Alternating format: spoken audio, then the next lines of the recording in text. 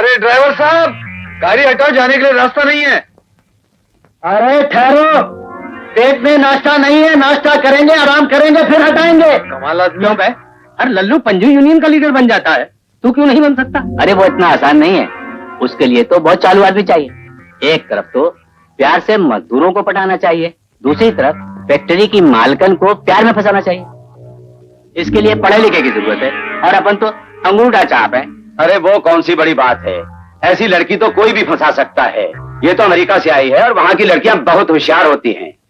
मजदूरों को अपनी मुट्ठी में रखने के लिए उसने उनके लीडर को ही फांस लिया है। अरे यार, वो सुन रहा है, बेचारे को बुरा लगेगा। काहे को बुरा लगेगा? वो तो उसकी दौलत के लिए शादी कर रहा है, इज्जत के लिए नहीं। और जिस दिन हम उसे यूनियन की लीडरी से निकाल देंगे तो मालकिन भी उसे घर से निकाल देगी।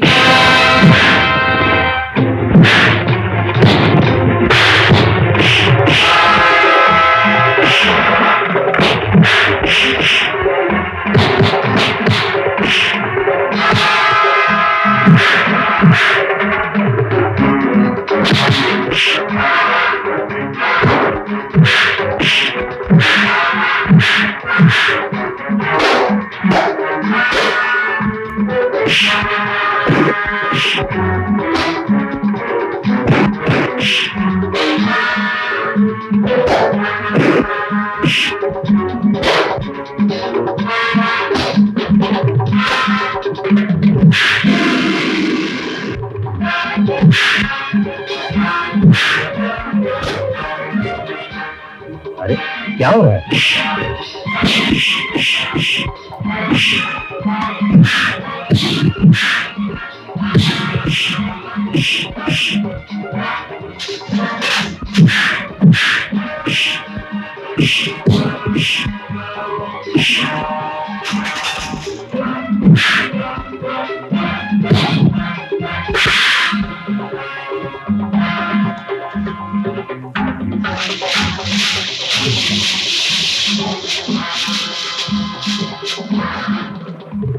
गुंडागर्दी करते हैं। अरे तेरे कहीं चोट तो नहीं है? नहीं पिताजी, इतनी वर्जिश तो रोज फैक्ट्री में हो जाती है। अरे वो तो ठीक है, लेकिन ये लोग थे कौन? ये मैनेजर रवि के गुंडे हैं।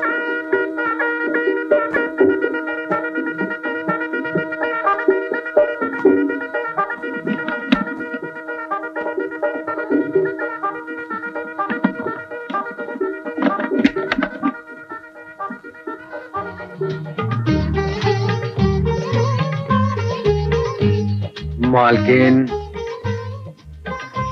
बोलो मालिक। तुम खड़ी क्यों? तुम्हारे इंतजार में।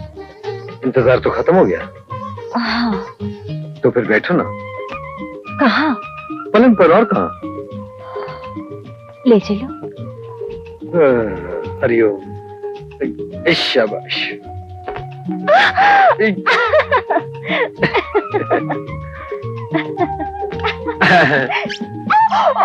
अरे ये क्या? एक मिनट। हाँ, ये हमारे खानदानी पलंग है। इस पलंग की इंसल्ट मत करो। ये पलंग मेरे परदादा के जमाने से चला आ रहा है।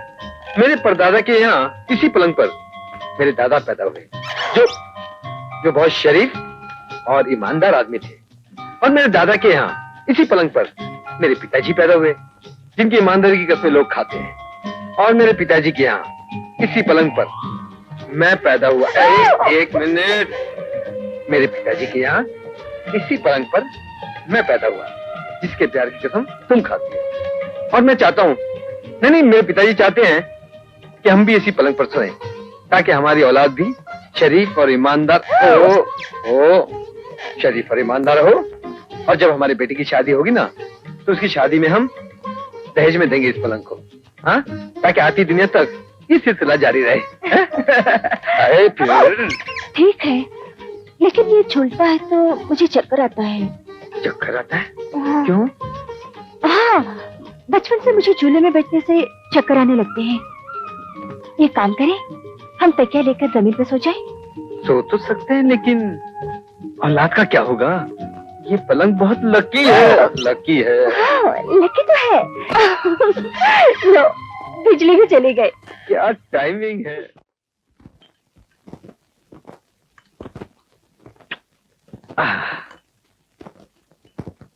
अरे राम, अरे, ये जी तुम ये कॉफी क्यों ला रहे हो?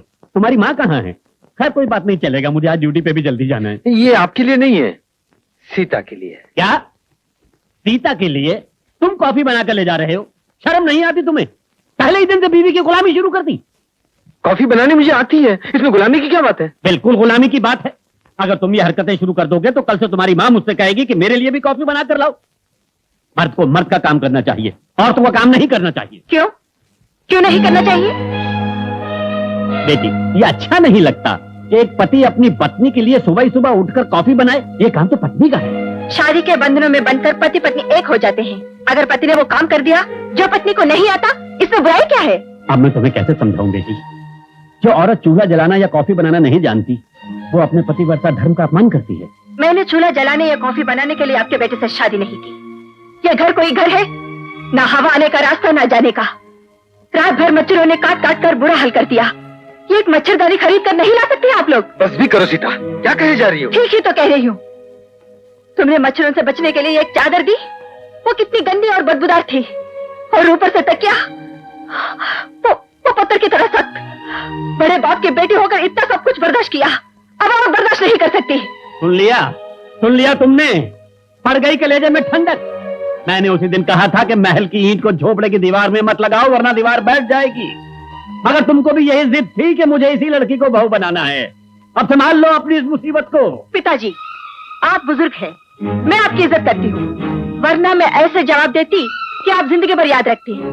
मैं आप लोगों पर मुसीबत बनने नहीं आई, मैं अपने घर जाती हूँ। सुनो, तुम यहाँ से नहीं जा सकती। अब मैं एक मिनट भी इस नर्क में नहीं रह सकती। अगर तुम्हें मेरी जरूरत है तो मेरे घर आ सकती हो, अगर ये नहीं तुम्हारी जरूरत है तो ये भी मेरे घर आकर मर सकते हैं। सीता, बदतम। अरे क्या हुआ? तुम मुझे इस तरह क्यों देख रहे हो? वो सीता, तुम कोई डरावना सपना देखा है क्या? हाँ, सपना ही तो था। कॉफी। तुम्हें कॉफी बनानी आती है? ओह, समझी। तुमने शायद सपने में ये देखा कि मुझे कॉफी बनानी नहीं आती है ना? हाँ, यही देखा। ऐसा कभी हो सकता है? मैं औरत नहीं हूँ क्या? औरत चाहे रईस घराने में जन्म ले या झोपड़ी में, चूल्हा जलाने से लेकर घर का हर काम करना उसका धर्म है। जो नहीं जानती वो पतिव्रता धर्म का अपमान करती है। अरे, ये भाषण तो पिताजी सपने में दे रहे थे, तुमने कहां से सुन लिया? तुमने जो सपना देखा वो मुझे तुम्हारी आंखों में दिखाई दे रहा है। कॉफी पकड़ो, मुझे देर हो रही है। अच्छा बाबा, एक मिनट। छोड़ो ना, पिताजी बाहर बैठे हैं, उन्हें कॉफी देनी है। पिताजी, अरे बेटी, तुमने क्यों तकलीफ की? आपके नहाने का पानी तैयार है, आप अभी नहाएंगे या बाद में? अब पहले राम को नहा लेते तो मैं बाद में नहा लूंगा। जी।